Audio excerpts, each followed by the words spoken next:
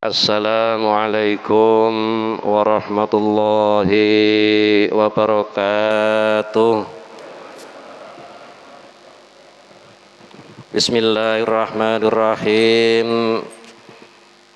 Alhamdulillahilladzi hadana li hadza wa ma kunna linahtadiya laula an hadanallah. Assalatu wassalamu ala Rasulillah wa ala alihi wa ashabihi wa mawalah. La haula wa la quwata illa billah. Amma ba'du. Bapak-bapak, ibu-ibu sekalian, syukur alhamdulillah kita masih diberikan kenikmatan oleh Allah Subhanahu wa taala. Kula dongaaken panjenengan sami yang ikut pengajian ini, mudah-mudahan rezekinya lancar, sehat, dan kemudian mudah-mudahan dapat ziarah di Mekah dan Madinah. Amin Allahumma amin. Mugi Allah mengijabah doa-doa kita. Mari kita lanjut kajian kita.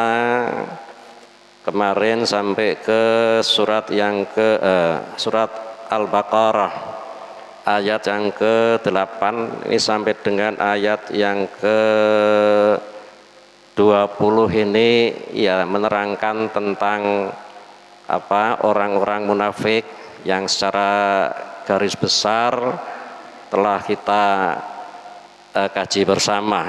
Maka kita masuk ke ayat yang ke-21. A'udzu billahi minasy syaithanir rajim. Bismillahirrahmanirrahim. Ya ayyuhan nasu ubudu rabbakumul ladzi khalaqakum walladzina min qablikum la'allakum tattaqun. Alladzi ja'ala lakumul arda firasyan was samaa'a binaa'a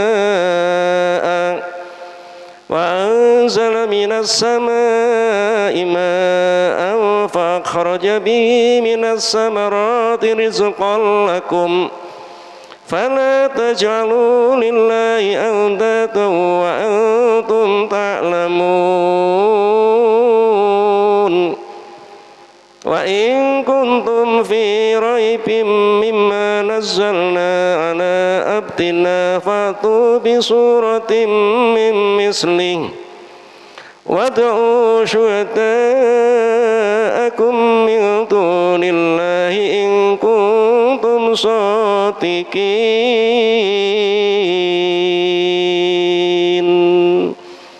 Sadaqallahu azim. Ya ayyuhan nasu, wahai para manusia. Jadi khitabe Allah itu paling tidak ada 3 Pak terhadap manusia. Yang pertama ya ayyuhan nasu, an-nas itu manusia pada umumnya. Kemudian yang kedua ya ayyuhalladzina amanu, khusus kepada orang-orang yang beriman.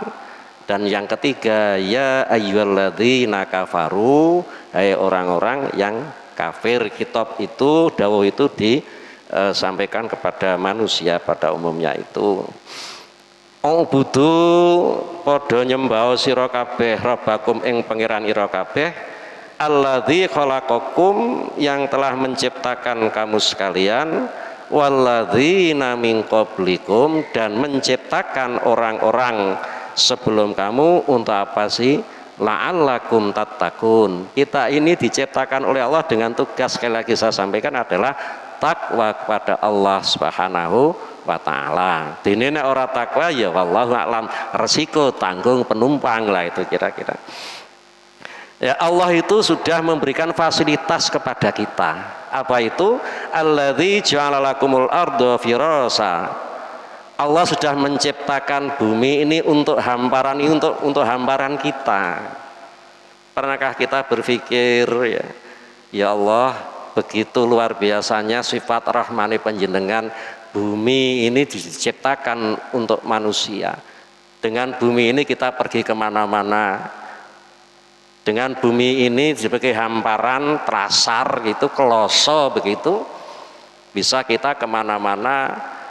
Ada yang di sini kan dari mana-mana ya Pak. Ada yang Blora itu sampai ke sini, Klaten sampai di sini. Ya karena ada bumi. Ini Purworejo sampai sini mana. Nah, ini semuanya adalah karena bumi itu menjadi hamparan. Nah, kemudian kecuali itu wasama binaa, dan menciptakan langit sebagai payung. Sebagai payung kita itu bumi kan dikubengi gitu kan, dipayungi oleh langit itu. Wa anzala minas sama'i ma'a, dan Allah juga memberikan rahmat, menurunkan hujan dari langit itu. Setelah hujan turun maka fa'akhraja bihi minas samarati rizqan lakum. Tukullah ya. Setelah hujan itu pada tukul tumbuh-tumbuhan dari buah, kemudian yang menghasilkan buah-buahan. Untuk apa? Rizqan lakum, untuk diberikan rezeki kepada manusia kita sekalian. Maka syukur, kalau nggak mau syukur ya cilaka masjid lah itu kira. Saking orang ngerti ini balas budi, padahal balas budi Allah tidak perlu. Kalau kita beribadah dan bertakwa itu bukan untuk siapa-siapa, tetapi untuk kita sendiri gitu kira. Nah, kemudian fala taj'alu lillahi andata wa antum ta'lamun. Kemudian Allah Subhanahu wa taala itu mencegah kepada kita untuk apa sih? Untuk menjadikan sekutu. Artinya apa? Percaya pada kekuatan lain selain daripada Allah Subhanahu wa taala.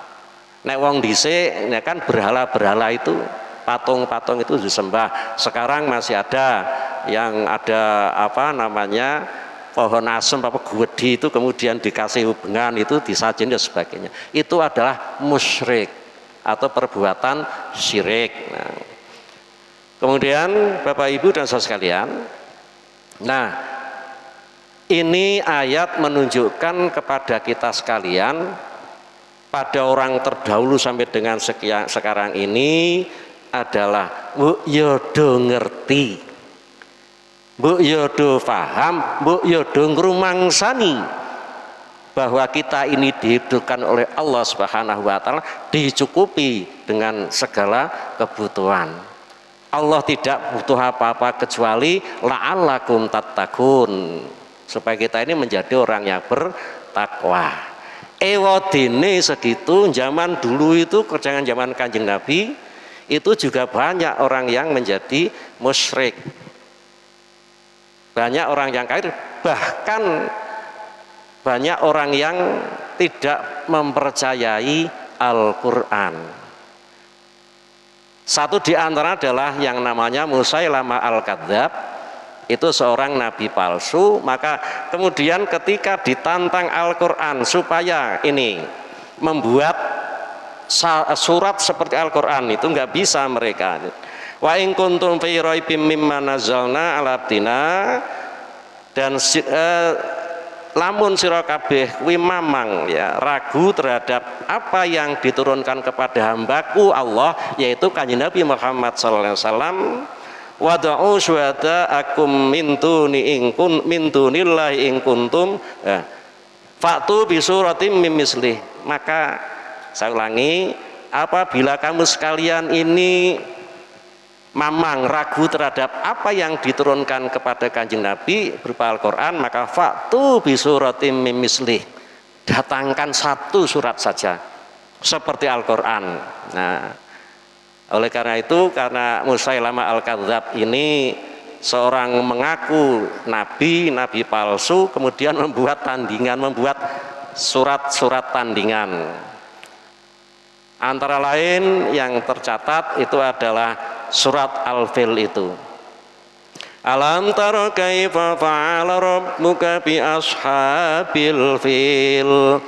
alam yaj'al kaitahum fi tadlil wa arsala alaihim tayran ababil tarmihim bihijaratin min sijil faja'alahum ka'asfim ma'kul. Surat ini menerangkan sejarah ketika ada pasukan gajah yang akan menyerbu Ka'bah, kemudian Kanjeng Nabi Muhammad lahir.